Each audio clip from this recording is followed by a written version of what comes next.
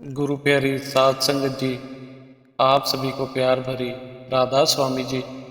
साध संगत जी, आज बड़े लंबे समय के बाद बाबा जी ने डेरे में संगत के लिए सवाल जवाब किए। लगभग एक हफ्ता पहले बाबा जी डेरे में वापस पहुंचे थे और बाबा जी ने आने से पहले ही अपनी कोठी में थे, क्योंकि हिमाचल से लौटने के बाद बाबा जी की तबीयत ठीक नहीं थी। लेकिन आज बाबा जी अपनी रूटीन में आ गए हैं और बाबा जी ने आज शाम को संगत के साथ जो सवाल जवाब किए वो इस प्रकार हैं। एक बीबी बाबा जी से कहने लगी कि बाबा जी, मैं सिमरन पर 1 से 2 घंटे बैठ जाती हूँ, लेकिन भजन पर मुझसे बैठा नहीं जाता। तो बाबा जी ने समझाया कि बेटा, भजन ही तो सब कुछ है। अब अगर हम रोटी बना लें और उसको खाएंगे नहीं तो क्या फ़ायदा रोटी बनाने का। ऐसे ही अगर हम सिमरन करते रहें लेकिन धुन को सुनेंगे ही नहीं तो सिमरन करने का हमें कोई फ़ायदा नहीं होगा। सिमरन तो भजन तक पहुंचने का एक जरिया है। फिर एक लड़का कहने लगा, बाबा जी, बाबा जी, मैं आपके पास ही रहना चाहता हूँ।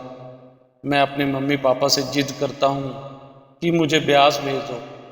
तो बाबा जी ने समझाया कि बेटा, पहले हमें अपने माँ बाप की बात सुननी है। हमारी पहली जिम्मेदारी हमारे माँ बाप के प्रति है।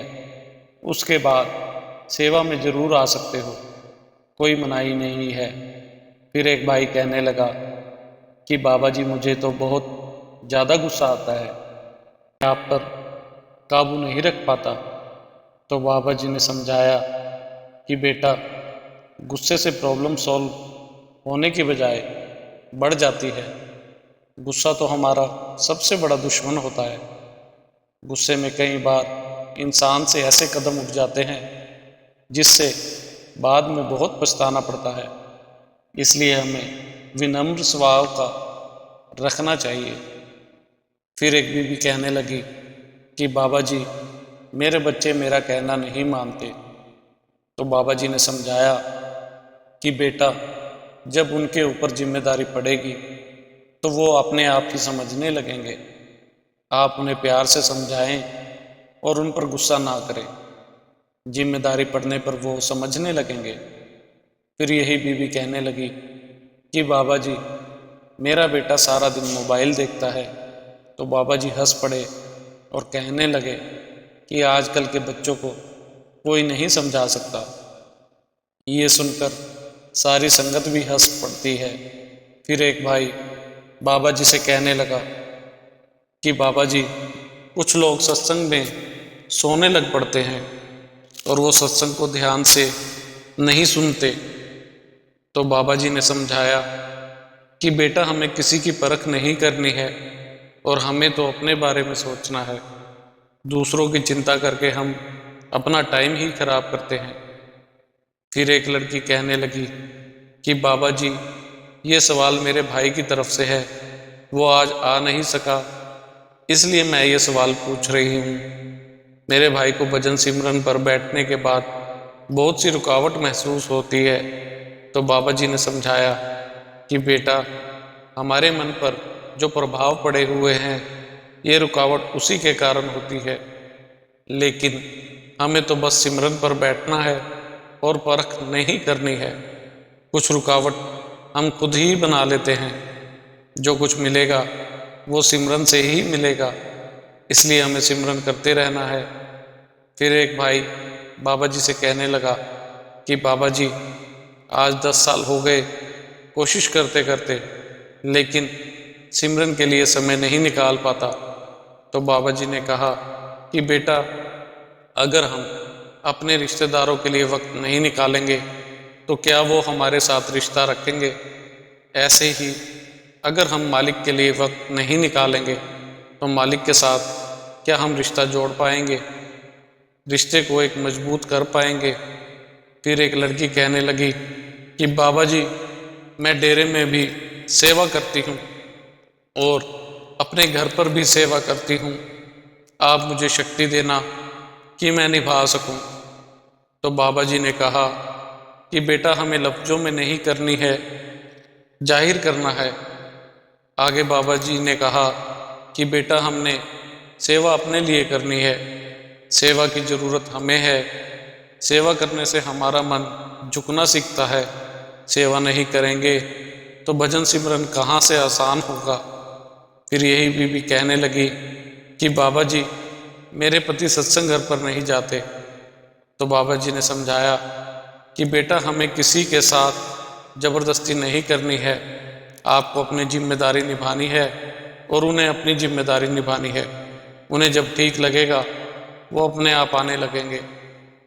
फिर एक भाई ने बाबा जी से पूछा कि बाबा जी, ऐसा कहा जाता है कि जो संतों की शरणों में चला जाता है फिर उसके कर्म कट जाते हैं।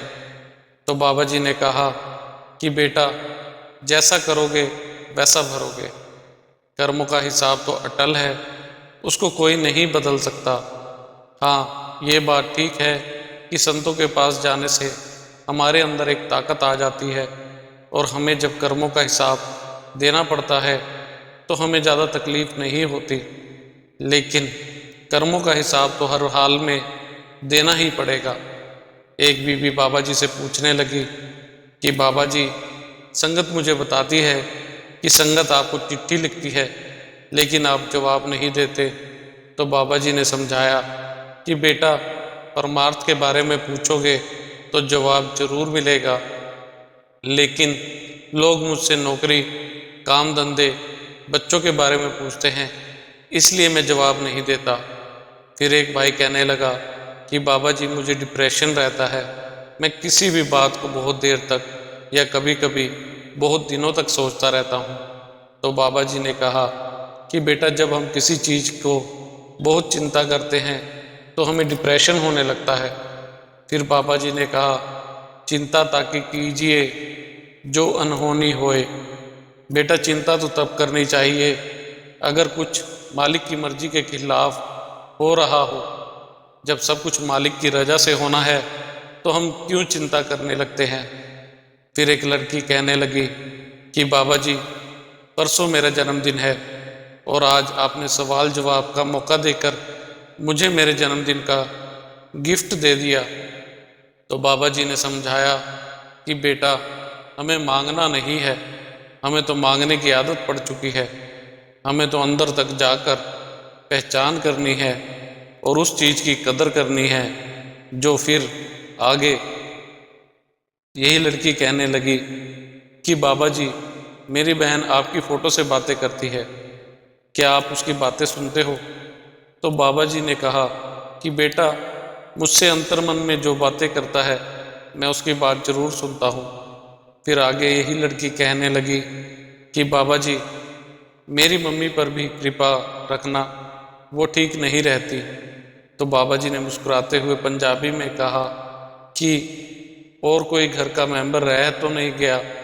ये सुनकर संगत जोर जोर से हंसने लगती है। फिर एक लड़के ने बाबा जी से पूछा कि बाबा जी, जब हिंदू त्यौहार मनाते हैं तो मिठाई बांटते हैं और जब मुस्लिम त्यौहार मनाते हैं तो बकरे को काटते हैं। तो बाबा जी ने कहा कि बेटा, मेरा संबंध सिर्फ परमार्थ के साथ है। मैं किसी भी कम्युनिटी पर कोई जवाबदेही दूंगा। फिर एक भाई ने बाबा जी से पूछा कि बाबा जी, बुरे दौर में खुद को कैसे संभालें। तो बाबा जी ने समझाया कि बेटा, उतार और चढ़ाव तो लाइफ का एक हिस्सा होते हैं। बुरा दौर आया है तो अच्छा भी आएगा। ना हमेशा के लिए समय अच्छा रहता है और ना हमेशा के लिए बुरा रहता है। हमें तो हर दौर में मालिक पर विश्वास रखना है और मालिक के बहाने में रहना है। तो साथ संगत जी, ये सवाल जवाब जो आज डेरे में बाबा जी ने संगत के साथ किए, कमेंट में राधा स्वामी जी लिखना मत भूलिए। और संगत जी, अगर आपने अब तक हमारे चैनल को सब्सक्राइब नहीं किया तो सब्सक्राइब जरूर करिएगा। राधा स्वामी जी।